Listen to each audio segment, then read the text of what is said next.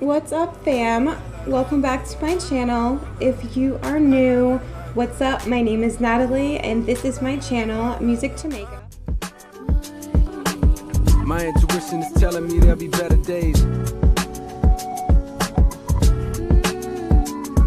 Yeah. My intuition is telling me there'll be better days. I like this tone. Yeah. My intuition is telling me. I don't know, I've just been a little depressed recently and wondering if I made the right decision. So, this video is going to be about a recent breakup I went through, and actually the very first time that I broke up or ended it with somebody, it was usually always the other way around. So, but first let me get into my relationship history a little bit. When my very first boyfriend was in high school from 15 to 17. Then when I was 17, I've been in relationships almost my entire life. Then from 17, I met someone I married at 21. I was 17, he was 22. I married him at 21 and he was 26. And he already had a 4-year-old daughter when I met him. And we were together until I think I was 26. So we were married for 5 years. And it just wasn't working. So we split. I was very codependent because I was very insecure. I did not know myself and I did not love myself. I hated myself, in fact. And I believed that I wasn't worthy of love. And I would stay in relationships longer than I should have because I didn't have any boundaries, and I allowed these men to treat me poorly and disrespect me because I didn't believe I deserved anything better than that. It's like when you don't love yourself. I was actually writing the other day and I thought of a great metaphor, or maybe it's a simile. So when you don't love, let's talk about love in form of income. When you only have one source of income, so if you don't love yourself and your only source of income or love is from an external source, such as a relationship, then when that love or that income is taken away, you don't know what you do. You freak out, and your only focus is how you can get that income or love back because that was your only source. But when you have multiple sources of income or love and you lose one, you're still okay because you have another source. And that's where loving yourself comes into it. I got married young because I thought that's what I was supposed to do. I thought I was supposed to get married and start a family, and then I could relax and focus more on my life after that. But that relationship, he could barely keep a job. He only had a job for 2 years out of our 8-year relationship. So I ended up supporting him and my stepdaughter. And then I was like, well, I don't want to have a child with him when he can't even support his own child. Because there was a time where I was pregnant. I ended up having a miscarriage, which, it was hard at the time, but I ultimately think it was the best thing because I think it's such a horrible idea to get married before you're 30 because your frontal brain doesn't develop until you're 26. So you don't really know who you are until that point, or probably after that point, because, you're going to change your mind about so many different things until the frontal lobe and the rational part of your brain is developed and you can finally, determine your core value. I thought that it was better to be in a toxic relationship or emotionally abusive relationship than to be alone, because I was scared to be alone, because when I was alone I had to deal with myself and I didn't like myself. So it was just relationship after relationship where I was treated poorly. And I'd actually thought that I found a good man, and we were engaged. and it's come to find out that he, had deceived me all along. He was a completely different person. Everything was fabricated.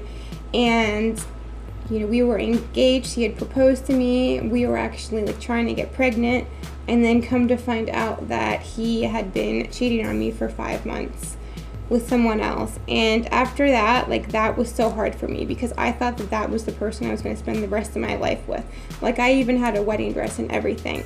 But you can only make bad decisions for so long before you encounter a crisis. And that crisis forces you to take a look at your actions and then ultimately take responsibility for them. So it forced me to face my issues with insecurity, and with being codependent, and with needing to be in a relationship. And that led to a period of self-discovery, which finally led to a period of self-acceptance, which finally led to confidence. And during this time, I also took the time to figure out what I wanted in a partner, because I would just take anyone before, because I didn't think I was worthy of love. So as I have developed confidence, I also started trusting my intuition more. So this guy I was dating, he was perfect on paper, and we started dating, and he's everything I want in a guy, honestly. And men develop a physical attraction first. Women, on the other hand, we develop emotional and mental attraction before a physical attraction.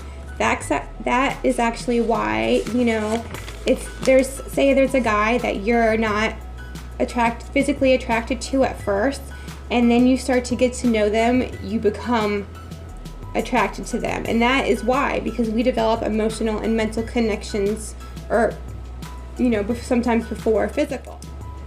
One of the problems was we didn't have much in common.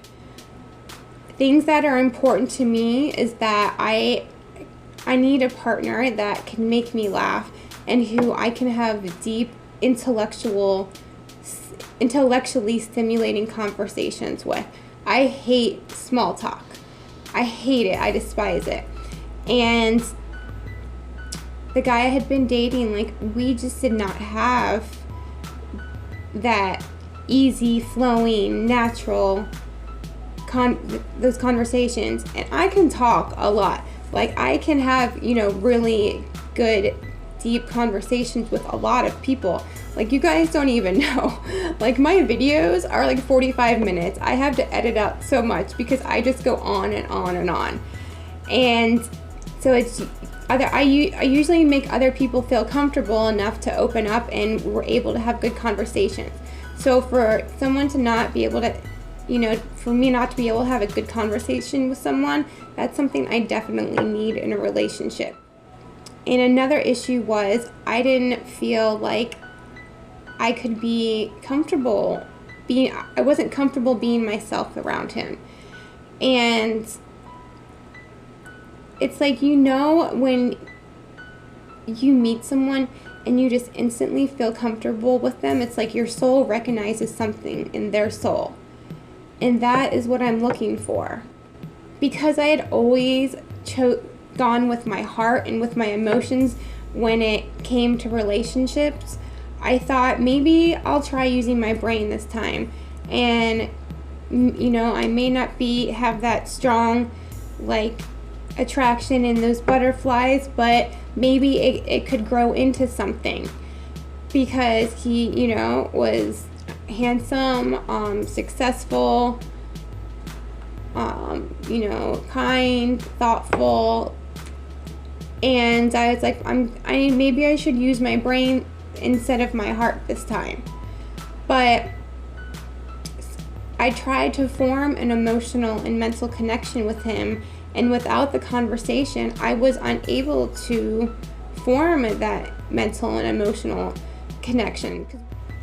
So I've been binge watching Sex and the City again, and the season 6 finale, when she breaks up with the Russian is exactly how I feel. And I feel like her relationship with the Russian is something similar to what I was going through as well with the person I was dating. She says the only thing we have in common is each other, and she was kind of smitten with his, grand romantic gestures and his maturity, and is able to be romantic. But this quote just made me, realize that if I don't feel this way this is what I'm looking for. And if I feel anything less, then there's another Sex and the City quote, don't settle for anything less than butterflies. But I want to play this quote for you because this is my favorite quote of all times. Maybe it's time to be clear about who I am. I am someone who is looking for love. Real love. Ridiculous, inconvenient, consuming, can't live without each other love. That is, I think, what we're all looking for.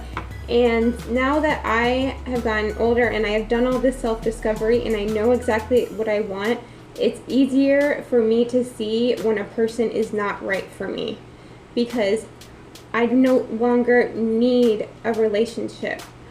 I no longer need a man in order to feel good about myself.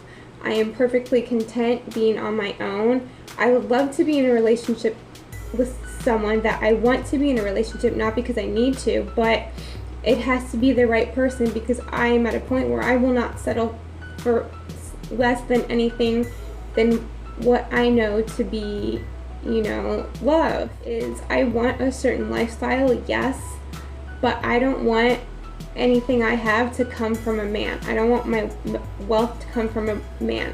I want to earn it and accomplish it on my own. So for the first time in my life, I am working on things that make me happy, and I don't really have the time and energy to focus on someone else because I'm using that time and energy to focus on myself.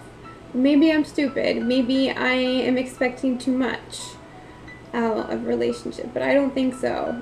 Let me know what you guys think below in the comments, if you think I made the right decision or if you think I'm just being too picky. Okay, so one of my favorite books of all times is, the original one, Men Are From Mars, Women Are From Venus, but I also have Mars and Venus on a Date, a guide for navigating the 5 stages of dating to create a loving, lasting relationship. So when it talks about finding the right person for you, he uses the metaphor of it's like hitting the center of a target in archery.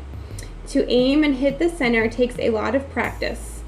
And it says it's the same in relationships. Each time you go out and discover that this person is wrong for you, your mind will self-correct, and next time you will feel more attracted to someone who is closer to being the right person. And this is something that I used to do, staying together too long. One of the reasons people end relationships with negative feelings is that they stay together too long. They do not recognize that they are with the wrong person and move on. Instead, they try too hard to make a relationship work. They either try to change their partner or try to change themselves. In the process of trying to fit together, they make things worse. In trying to make a relationship that is close to the right one into the right one, they create frustration and disappointment. And, this is something that I used to do because I was just so afraid of being alone. I would think that I could change, him, or that there were things I could do to make myself the right person for him, and I would change myself to make,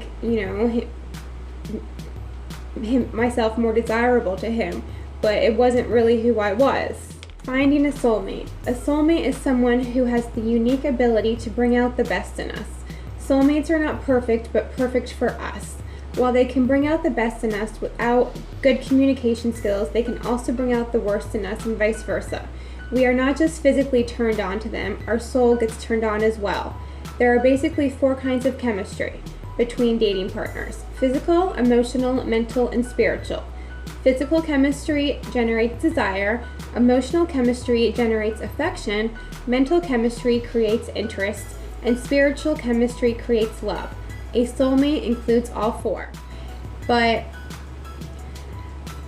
so I just kind of wanted to talk about a few things and how, you know, I have overcome the codependency, and there are times that I'm lonely, yes, of course.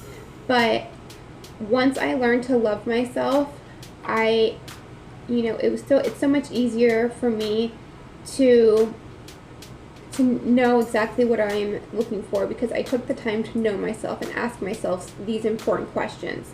So if you seem to be dating like the same person over and over and the same things keep happening, maybe you need to just be alone and take that time and ask yourself these important questions, so that when you do meet someone, you can say, okay, do his values correlate with mine? Does he meet most of the things on what I'm looking for? You should have a list of 10 attributes, only 2 being physical, and then you should also have like 2 that are non-negotiables. Like if you absolutely want to have children, and that needs to be on your list. And if you meet someone who doesn't want to have children, you can be like, okay, this is not the right person for me, and move on, so you're not wasting your time with people who are not right for you. Alright guys, well, I hope you like this video. If you do, please give it a thumbs up, and please subscribe to my channel, and let me know if you like, these types of videos. I will see you guys next time. Peace. Love you.